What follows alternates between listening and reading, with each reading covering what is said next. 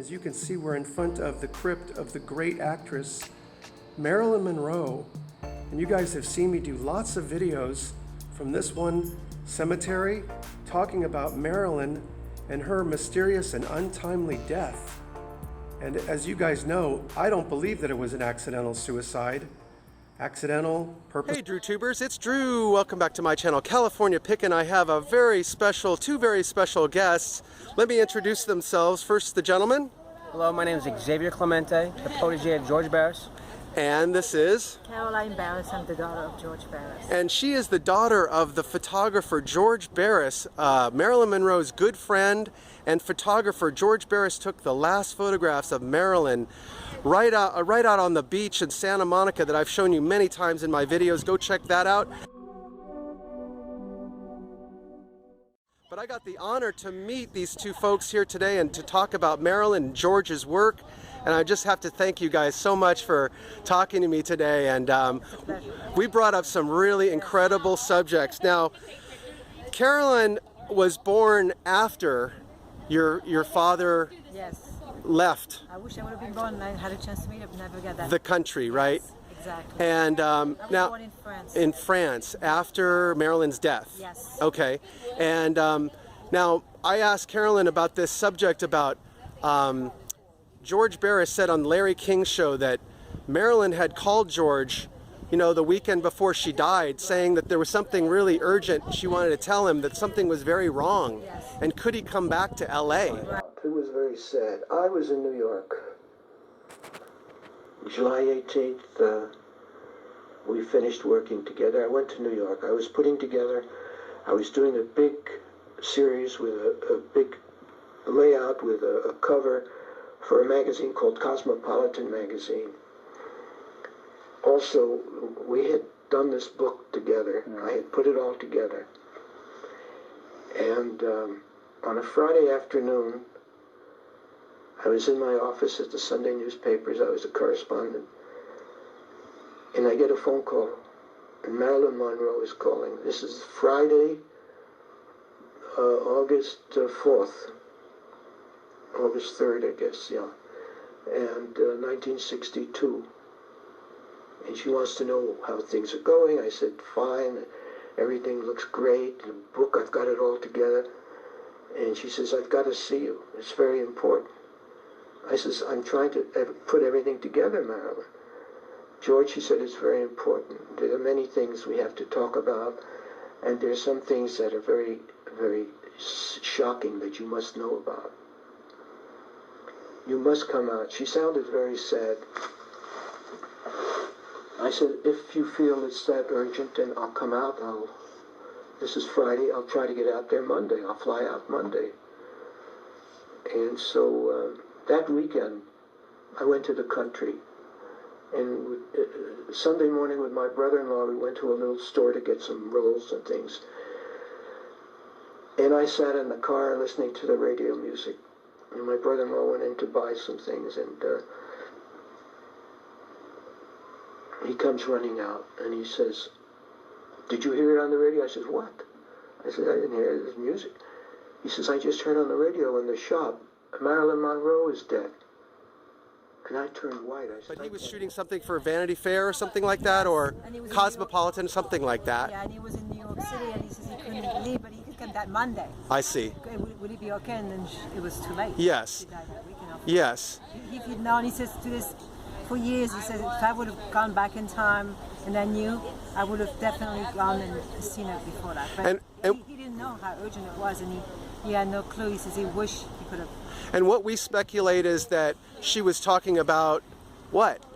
I'm thinking about the Kennedys. I'm thinking she was going to come out that Monday and say something, and she was being tapped. So I'm sure that they knew something was up, and I think that what happened to was no accident. Was your dad's phone being tapped as well? I don't know, but I do know that after she died, my father moved to France. And he says, when I asked him why, he says it's because he was being haunted by the press and he wanted to go to France. But I think he was probably, there's a lot more going on and he would never really go into it. I He see. wanted to talk about it. I see. I just think that he was probably afraid too, because why would you move to France? Right.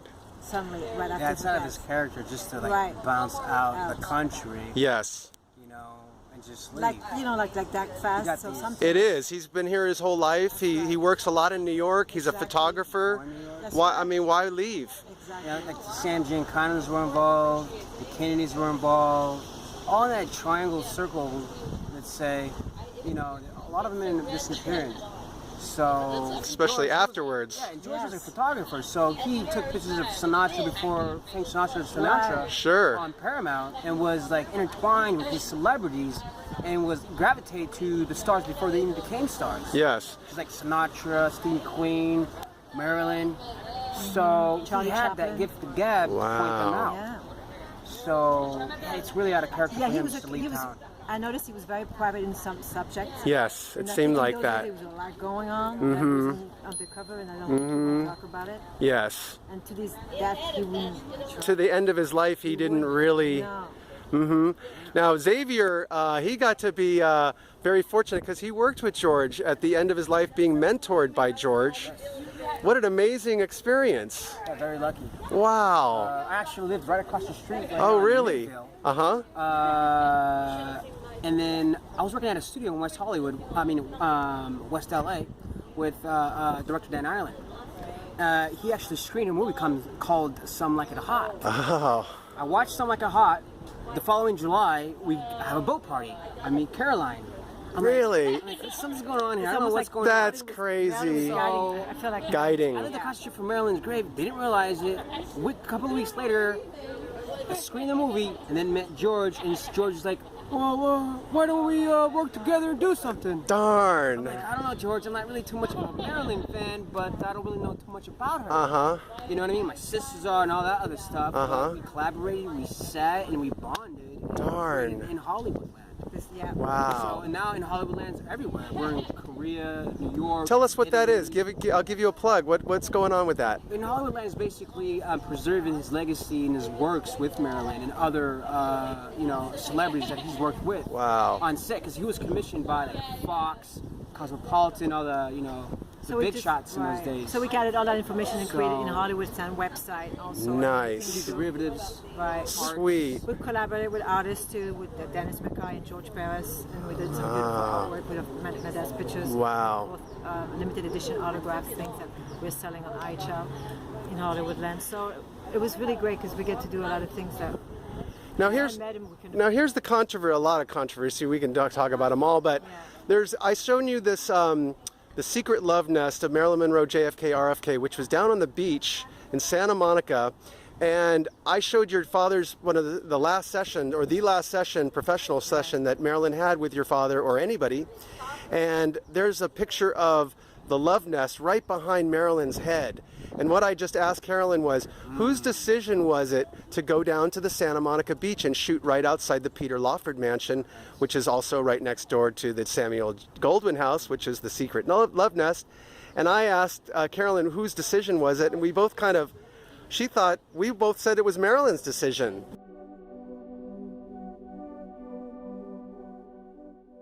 Well, because it was Marilyn's and my dad's collaboration to work on the book and to tell the truth. So she, says, okay, this is what I want to do, let's do a shoot. So they all collaborated together. Yes. So it's actually, she was speaking the truth without even saying it. Exactly. That's right. She wanted to tell the truth. Yes. That was the whole idea of doing the book. That's why he did this long interview with her for weeks on end and asked questions. That's crazy. She had something to say. Yes. She wanted to say, and I think, like you said, she said in many more words than we expected. And I felt very excited to tell Carolyn and Xavier that the house behind her head was the house that the affairs went on in, and that Marilyn her phone calls were not being returned by Robert Kennedy.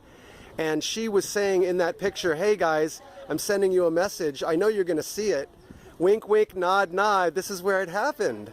Yeah. Isn't that amazing? And we also talked about the sweater that Marilyn was wearing, the Mexican, what's it was called? Yes. It's like a sailor sweater. Sweater. Yeah. And she was wearing this sweater because it was George cold. says It was Scandinavian, cold. I guess, at the time. Uh-huh. Mexicans redid it. Alpaca or something, wool. It was a wool sweater. Yes. It recently sold at auction for some big dollars. I know.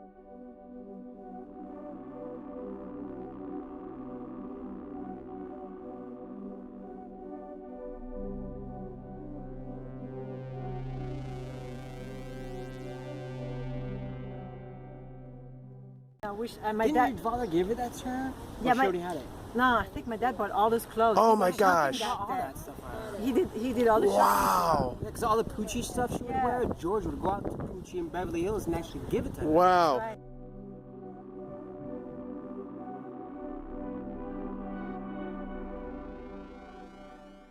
And you know, Marilyn was not a big fashion, she was not a big jewelry hound. She didn't have much jewelry at all. In Didn't have fact, jewelry.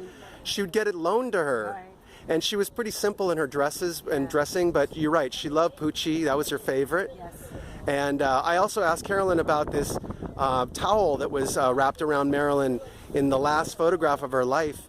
In some photographs it looks green, and in other photographs it looks orange or gold. Right. And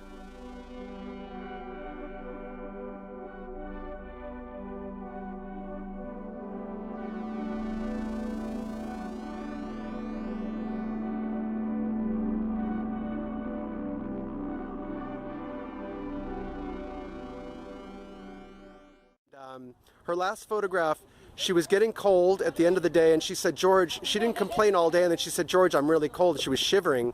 She said, George, can we go now? And he goes, I have one last photograph, let me just get this last photograph. And then what did Marilyn say to your Said, "This father? one's for you, George." This one's for you, and she blew him a kiss.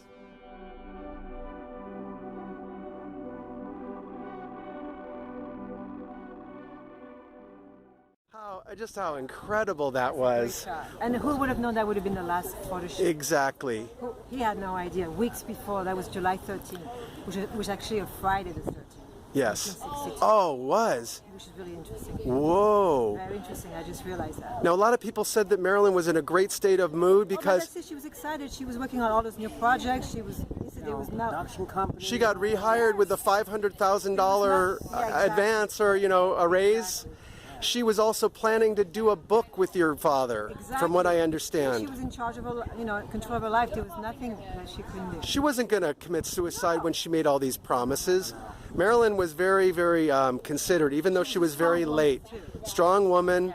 She had a lot of loyalty to her friends. And George Barris was her friend, not just her photographer. And what would he call her? What would Marilyn call her if she's ready to commit suicide? I need to meet you on Monday. That's right. You don't tell somebody I'm meeting you Monday and commit No. suicide right before. No, you don't call him and Doesn't say, happen. no. And you don't call this guy who's your photographer and your friend and say, there's something really wrong, Exactly. and, and have it be like something trivial. Right. It's got to be something big that you're. Obviously, you can tell something was important, and then the fact that she died that weekend, it tells you, well, it points to like, hey, listen, something was definitely wrong. Your dad must have been heartbroken Oh, he because he could have possibly He cried to this day. saved her. I know. He says he was in New York City with his brother in the car, and he heard it over the radio. And he says his brother says, guess what, I just heard over the radio, and he was devastated. Devastated. He couldn't believe he says he was in shock.